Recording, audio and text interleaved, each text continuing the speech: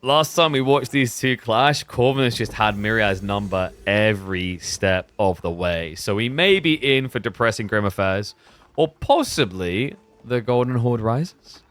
Let's find out. Welcome back to the channel, folks. We've got Myriad on the Golden Horde up against Corvinus, the Macedonian Dynasty. This is, of course, going to be a casted game from the test server, so the early access limited to a handful of people. And shout out to Core for having that data open. What a legend. Appreciate people who have actually left their data open, because we're just talking about this live on stream. You can be part of that conversation if you watch live on twitch.tv/KillerPigeon, by the way. It's a little bit deflating to just have this whole test environment and 90% plus of people just have private data. And like within that, I kind of get it with some that are maybe content creating themselves. But there's a lot of people that are literally doing no content at all and they're just hiding their data. It's silly as well. Like, some of these people aren't going to be competing in the final EGC tournament of the year. So it's not even like they're prepping secret strats. It's weird. Anyway, Myriad, with the Golden Horde, we have been seeing a lot of the Khan Tordagood. There's been a lot of focus on heavy cav so far with this Civ. For the Macedonians, we've seen a bit more of a mixture here. We've been seeing some horseman spam strategies with Hippodrome. We've seen actually a pretty healthy mixture, I want to say. Although most strategies end with heavy cav, the way to it is at least diverse. We've seen Viking archers, Viking spearmen, the Viking men-at-arms, all of them coming out. That's refreshing. I would say the Varangian Guard has been underutilized in the Macedonian games we've seen. And it probably will be underutilized here. I don't think you really want to be doing Varangian against the Golden Horde. Macedonia is going to be new Rus. They can do everything too well. I'm not convinced of that. I don't think they economy that well. And Rus economy really well. Like, actually, if you think about it, Macedonians, to some degrees, are polar opposite to Rus. Rus can go a whole game without touching gold and win. Macedonians have to go for gold. To a higher extreme than, like, any other civ in the game, because their technologies require it. Specifically to get silver. So you have to go gather gold just so that you can get silver. And you're not even getting a 1-to-1 ratio on that. So it requires a lot of demand. Like, I think the meta for Macedonians is actually going to be marketplace. You're going to need marketplaces when you play Macedonians. Because if you go for marketplaces, then you can transfer the gold into food while getting the silver. So, like, normally gathering one resource to trade for the other is pretty subpar because you'll pay like 140 gold for 100 food. But the reason why it's good for Macedonians is if I'm paying 140 gold to get 100 food, but I'm still then getting like 40 silver in this same period, I'm essentially 1-to-1ing.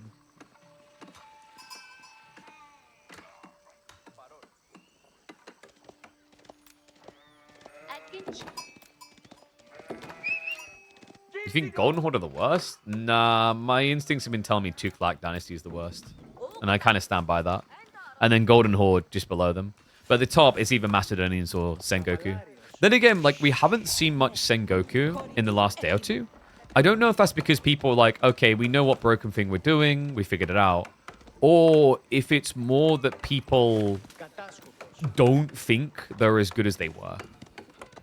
And I could believe it being the latter, just because, like, the Sengoku Daimyo looked really good. But that's like initial impact. You know when someone goes, oh my god, a French knight is OP, and then they discover they can build a spearman. It's like, oh, there are actually solutions. What's the broken thing with Sengoku? The eco-inflation. The eco-inflation gets them into a lot of options in the mid-game because of the early yatais that gather food. But now we're already seeing players start to react to that. If you start aggroing and blocking that play, they're not as good. These are two civs that can actually block it very well. So tech out complete. It is going to be a grand winery play, so Corvinus leaning into the food gathering here. 30% buff on every food source and range. Berries, deer, boar, sheep, whatever it is. You could even drop this grand winery next to a fishing pond to get insane rates. That's a thing, by the way. But mainly people just build it next to the berries. You don't really want to be building your tier 2 landmarks out of your base often, especially when you're playing against civs like the Golden Horde.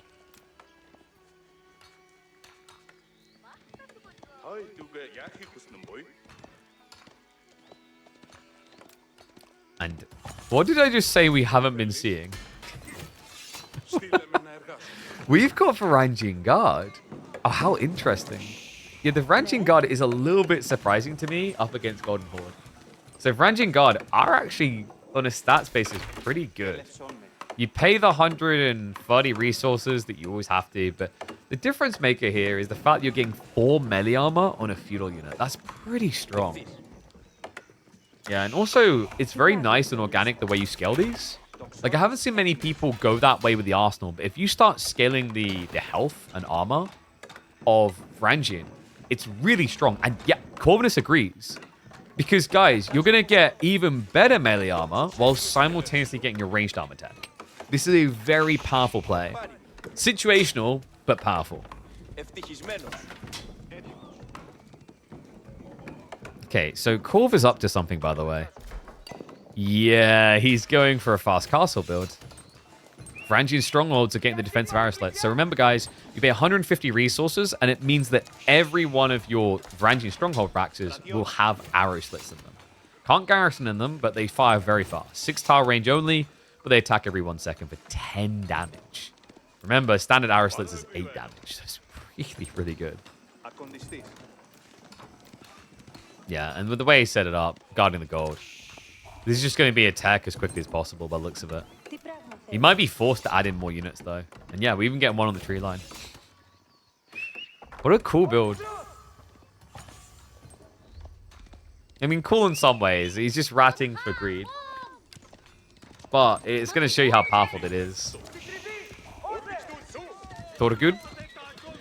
They can beat the ageofempires, but it can be tricky. Corvinus not paying attention, though. Other Spearman was on a coffee break. So we'll be an idle out on the gold. Corvinus now having to queue up 4 more of these Spearmen. Awkward slowdown there. Myriad, in the meantime, is going to be shifting out of the map. So he's playing onto the deer.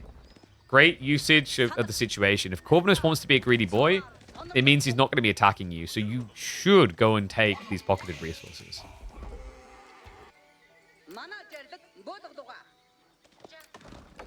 Oh, we do have a war camp now. I've got so used to war camps being built by default, I didn't even notice he didn't build it until now. Oops. No, almost gets punished for it as well. Dive onto the tree line. The Tortogu do take a long time for the Varangian strongholds to kill. They've got 3 ranged armor, and they have 270 HP. The beefy buggers. And a reminder, they are Keshiks, just with lower stats in some areas, like damage. And what that means is when they attack, they heal. They also are able to heal that Khan when they're not fighting. Yeah, this unit tends to do a lot. Ageofempires chasing it. They don't die that fast, by the way. He's got ranged armor, he's got 5 more health, and you have 10 more health by default. Yeah, so this is like having military boot camp for the Abbasids. Against small numbers of archers, it can be impactful. Is going to be able to snipe 2 of the Tortogu. Ooh, good pull away, actually. Myriad. Minimize the losses. Looks for a recommit, but the Spearmen do reallocate the attack. That's a lot of ageofempires down. Remember, the Spearmen of the Macedonians cost more than standard spears. You pay 10% extra to build these bad boys. It looks like the Bogmaffer actually made it worthwhile. He snuck in, denied the outpost, and got a double kill on the deer. Okay, so pressure relieved. More strongholds coming in. And Myriad probably now feeling confident about that tech up. Was an early war camp get you? It's more the case that once you start losing units, if you didn't already have the war camp up, you've lost value. Because the war camp gives you a unit for free every time you lose 6 of one. Based on value, by the way. So, like, you know, you could technically get Bogmaffer from losing a lot of spears. But the ratio of cost is 6 to 1. So, to keep it simple in your brain, if you lose 6 spearmen, you'll get 1 spearman for free at the war camp. And because it is also a house, giving you 10 population, it's worth just building this straight away. Because the only downside over building a house is that it takes 5 seconds longer. Okay, so farms are coming in. Corvinus is actually slowing down a bit instead of just rushing the age up. Which, I mean, color me surprised here, actually. Didn't he have like 600 food at one point? Oh, his TC is skipping production as well. Oops. And yes, the Varangian war camp is also a house. Hence why you just build it straight away. Because the only downside is it will take you 5 seconds longer. So you can argue that it's suboptimal to build it straight away before you need it. But the logic is it's much easier to just build it and forget about it than forget to build it later. Because we've all been there. It's the same logic of like wheelbarrow. If you don't get it in the first 10 minutes, it's quite common to forget it for a lot of the game.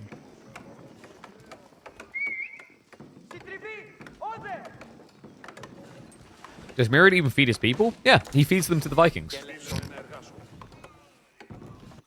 Which are still waiting, by the way. Oh, what a little pain in the ass. Man, this game has slowed down quite a bit, huh? Yeah, it's because usually by now someone's trying to age up. They're being kept honest on both sides here. What's scary is you're scaling feudal on both sides. It actually does trend quite well for Macedonians because Macedonians will start getting runestones. Like, we haven't seen the impact of that because there's not been enough kills. But as they start to trickle in, like now, that's when Corvinus can more easily win these fights. Increased movement speed and range allows for a bit of a chase. Good kiting from Myriad, though. Just trying to edge it. Stay away from the Bog Mafia as much as possible.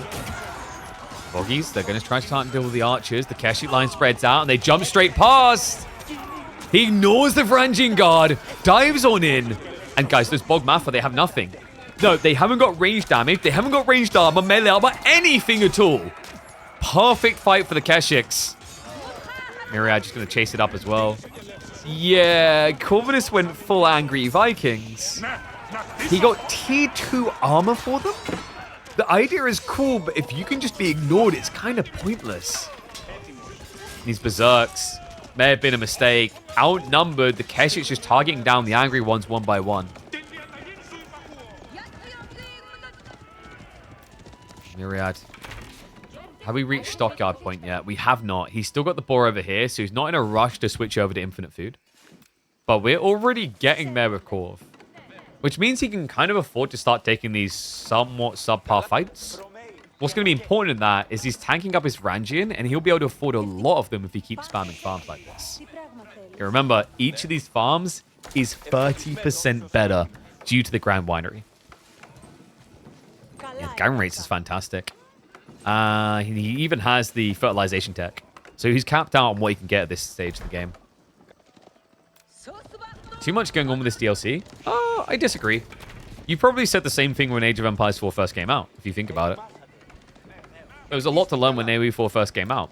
You know, that's just the nature of things. Also, I'm sorry, you're high as a kite. Europa Universalis 5 releases tomorrow about the same time as Age of Empires 4, and you think Age of Empires 4 has too much going on. My friend, I've early accessed both of them, and I can tell you, Age of Empires 4 is like learning to fold a piece of paper. Europa Universalis 5 is like trying to learn advanced origami. Actually, that's not true. It's more like folding a paper airplane. Still more complicated, but a lot of it is like convoluted bollocks. There is a simple way. Because they have a bunch of automated buttons in that game. Seriously, like I was struggling and then I just clicked automate on everything. I did all of a sudden end up in a war that I didn't want to be in, though. Seems like a lot because it's all at once. Exactly. People just need... Remember what I tell you guys about. Just take one thing that you want to focus on and learn. With caster games, it's nice because we're explaining things as we go along and you can get a feel for it. But when you get hands-on with this DLC and you start playing these civs, just choose one to begin with. Read the descriptions and go, I think I like that. And then have a go at it. And just push it until you reach a point of like, I don't like this anymore. Then try something else. Ooh, Condi buff. Myriad, he did get the arrows, so 10% more damage being received by all of Corvinus' units, but still he doesn't give a damn. Bog Mafia numbers are getting up. He did use the Unwavering Focus there, which means that he takes 2 armor away from the damage being done. So the Keshets are only at 2 armor when the archers have that ability active. He's on cooldown right now, though. Paradox games draw special types of gamers. Are you kidding me? RTSs do that too. I'm sorry, I didn't realize that your casual Fortnite jiggy dancer people like playing Age of Empires games. I don't know how to tell this to you, and wear it as a badge of honor, if anything. But you are the eccentric weirdo amongst the gamer group as well. As RTS people, we are a niche. You know?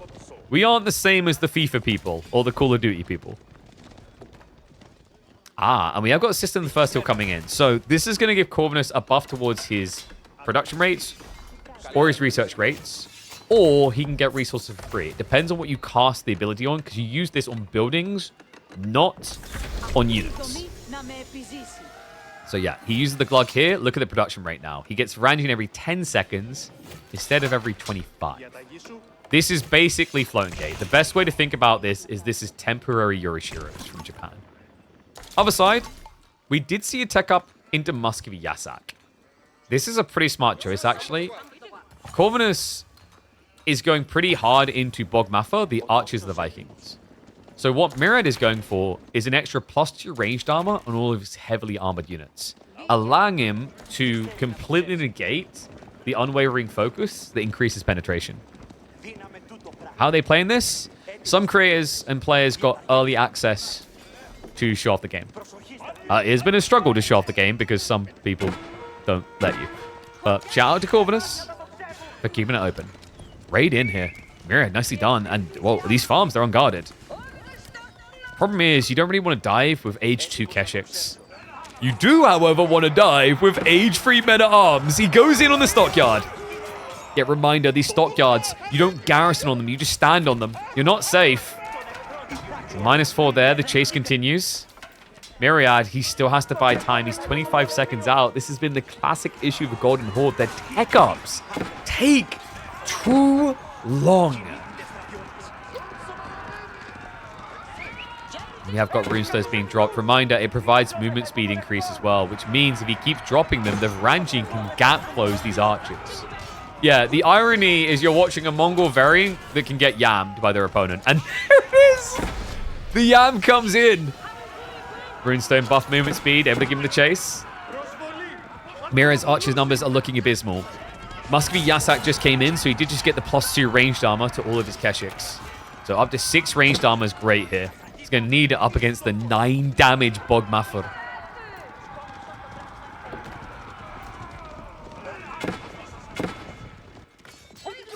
I've got a few raiders into the bait. What? Did he get like an extra 4, 5 worker kills? Oh my god. The Vikings doing what they do best, pillaging the innocents. Varangian Guard going to stand their ground. Runestone goes down. That's going to be a +1 damage for them. Range units finally did catch up, and it's going to be unwavering focus. The target fire coming in, but mistakes may have been made here. Corvinus, I don't know what those archers were doing, but they were not participating. Yeah, the Varangian wave gets swept. Veteran Sifa Keshiks is now in. And the Bogmatha, their penetration just ran out. Yeah, so now you have a problem. These guys are actually quite tanky. 7 ranged armor against 9 damage. Keshiks now diving in from the side. Great defense by Myriad. Able to push this away. Might need a counterattack, though, considering the damage is taken.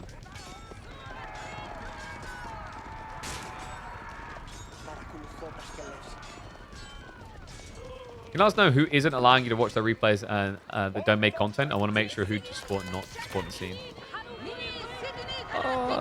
I'd rather take the approach of shouting out the people that actually do and rewarding those with praise that actually do allow access. Hence why we tip the hat, Corvinus. It's been a good. Was probably a bit silly to instantly after a show match go tell someone else to check out the game. But I should judge him about that. It's just like I don't think he'd done it with malice. He was just excited because he found a broken strat. Oof. I don't know about this strat though. It's not looking as broken for the Macedonians this time around. Nah, it's looking good for Myriad. I love that we're seeing Muscovy Yasak getting more usage. Most players have been getting Relic Uvus to get Infinite Stone, but the +2 ranged armor for every heavily armored unit you build is powerful here. It's a tempo, it's a timing push, and you're seeing the value of it. I'd actually love to just see him adding in a few Karash now for +1 armor. That would get him up to 9 ranged armor, guaranteeing the Bogmatha never do anything. Akimatha switch coming in. Corvinus Trying to contest the Keshiks with the counter unit type. Archers are getting swept up, though. Myriad, it's an overextension. I think this is like the natural thing that happens when you get introduced to new civs. Like, you're trying to figure things out, the power spikes, the leverage you have, and it leads to this kind of tug-of-war push where you're eventually going to overextend into defender's advantage. So instead of just resetting a bit early and having a clear edge, I think what Myriad was trying to do at least is keep pushing in to see what was next. So he knew what to build himself, and in fairness, he did get key info there. He saw the Radari switch, so we have got crossbows now on the way for Myriad. How's the vill count so close? Because Myriad plays a civ that builds villages quicker. Slightly quicker. It's like half the value of feudal French TC. Because you build 2 villages every 37 seconds instead of 1 every 20.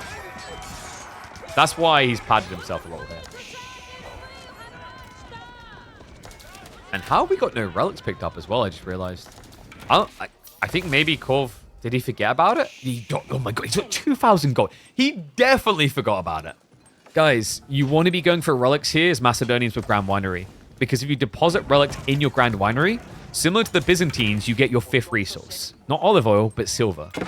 And he wants all the silver he can get because when he's diversifying into Radari like this, it means even more techs you need to buy.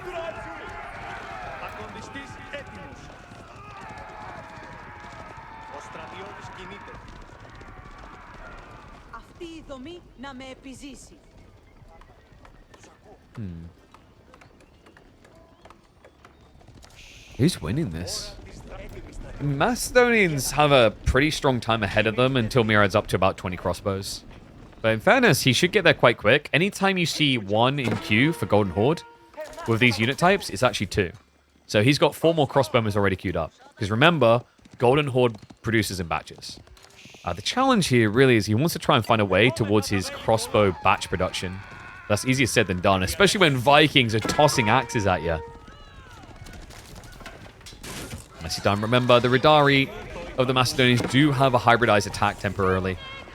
They become horseback axe throwers, which is as strong as it sounds, actually. The melee of Radari in full melee range is going to be better, but the melee range is pretty good too. So 27 on a sword strike or 15 on a throwing axe. Now, fun thing about the stats on this, by default, a Radari attacks quicker than a normal knight. A Radari also does more damage than a normal knight. And a Radari has more health than a normal knight. And moves quicker than a normal knight. And you pay the same price. The only downside is they don't have a charge. That's literally it. They're kind of wacky, actually. Guys, I think Radari is probably going to get nerfed before the end of the year. They quite easily could be the best heavy cav in the game. Big clash coming in. The Radari might be good, but the problem is there's not enough of him. Myriad with the crossbowman able to counter out here. So Corvinus, in panic mode, charges up a quadrillion Attica Maffa, trying to get the spearman out. Great fight. Yeah, I think the difference maker was, once again, the Muscovy Yasak. What Myriad done well there is just kind of playing the edge of the fight, not exposing his crossbowman too much. And that meant that the Bog Maffa was stuck, bogged down, attacking the Keshiks, which you just don't want to do. And it's 8 ranged armor. Other problem here is, like, we didn't have the extra techs in. Yeah, Corvinus was missing this one. This is key. Romfire coming through now is going to be +3 damage per strike. Price-wise better than Cataphracts? Absolutely. Cataphracts 330 and a Radari is 240. So, like, a Cataphract should be a Radari for sure, but, like, in terms of, like, the investment cost, very different. Oh, wait, competitive spelled wrong on my labels? Whoops. Thank you, I'll fix that. But it worked. It got you to respond.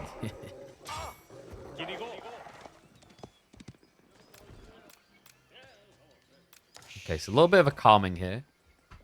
The problem with Corvinus now is, like, Radari is strong, but just like a French knight, your problem is if you start scaling it and your opponent's already deep in crossbows, you're going to have a bad time. So that's something he now has to kind of balance out and figure out.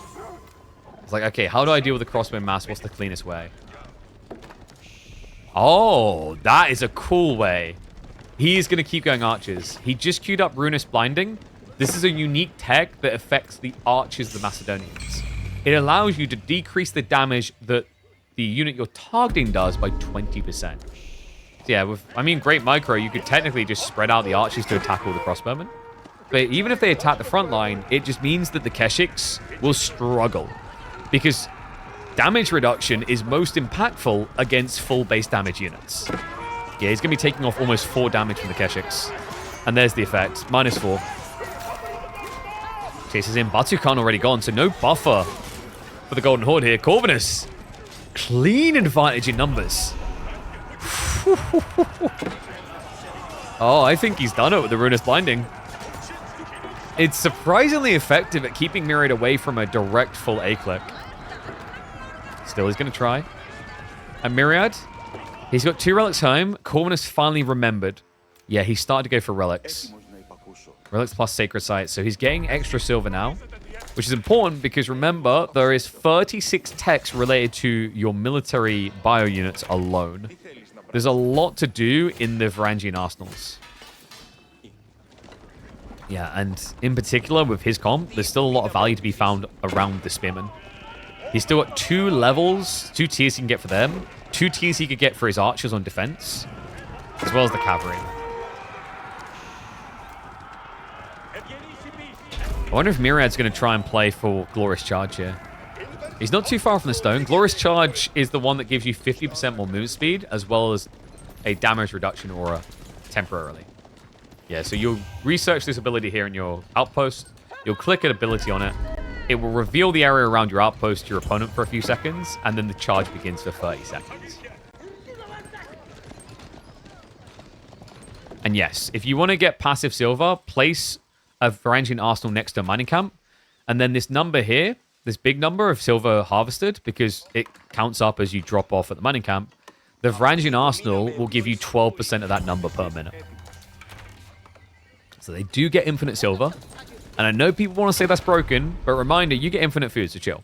No, the thing is, they need infinite silver because the cost of the silver tax gets ridiculous. Like, for example, he's paying 1,000 silver for tier 3 for his melee infantry. Now it will be 2,000 for tier 4. And there's still 2 tiers after that will increase in cost.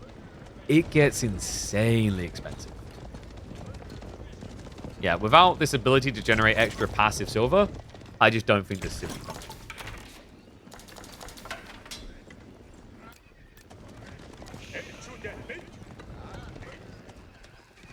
We do have extra outposts coming in. So Myriad, has he switched? No. Wait, he's on defensive aura, which gives extra health. This is a perfect time for Myriad to save for the other edicts, but he's not doing it. So there's an edict here. It does cost a lot of stone, 800 stone in fact. Stockyard edict allows you to generate gold from gathering on your stockyards. It is literally enclosures tech for the Golden Horde. Yeah, because every single one of these stockyards would generate 40 gold a minute, which matches up to the fact that an English farm generates 10 gold per minute. Blimey, that's a rare sight. I think this actually might be the first time that I've actually seen a Macedonian player build a castle. Actually, maybe we've seen one before. They're very rare, it feels like. Because normally a Macedonian player is just playing fully aggressive. They're not really that interested in hunkering down. And oh my god, he isn't hunkering down. The Hero Siphons. 6 Hero Siphons now on the way in. That is a statement. Good god. Stone Army's just got queued by Myriad. He needs 2 minutes plus to get this age up safely. And I don't think he's going to get it. Burn comes through. That's outpost down. Myriad trying to get more up. Because remember, he went for the aura. He's getting 10% more HP near towers.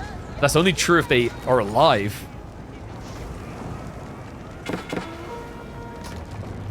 I think Corvinus knows. He's like, why is he not fighting me? At this stage, surely he should be committing. And now the burn. Got to be careful. Remember, it's going to skim you. It's going to trim you. The burn can cut you down. Archer's hugging the south side of the vein, far away from the Keshiks. Crossbowmen getting pushed back. The Spearmen are taking the lead. And we do have Berserk mode activated, so it's full gung-ho mode, but no runestones, mind you. No, they're not being placed down here. He's used them on the south side. North side needs a rebuff. But it's working either way. Myriad. I don't think he's going to get Imperial Age. This Civ just has a humongous issue with teching. It is so rare to see a Golden Horde player play for Imperial and it not look like they just killed themselves.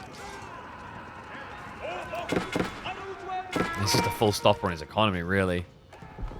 And 2 TC as well. Like, there's a lot of question marks about this. However, Corv did just slow down again for good reason. Dude, Myriad has been trying to tech up for over 2 minutes. And now, Corvinus is going to tech up quicker. You just can't make this up.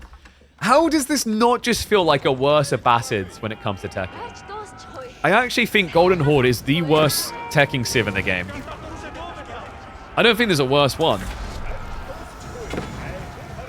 Corv, what a great time for Polutsevath. This tech gives him silver for burning landmarks and TCs. Can you guess why he just researched that, guys? And what? We're probably going to get Cataphracts coming through now. Polutsevath. It's 5 seconds out. How much silver does he get? I haven't actually tested the exact number you get here, but I think he's about to show us. Burn it down. Burn it down. Ready? Watch the silver. What? No way! That is not reasonable! He gets 20 silver for every single unit! Oh my dear God. Was that like 2,000 extra silver?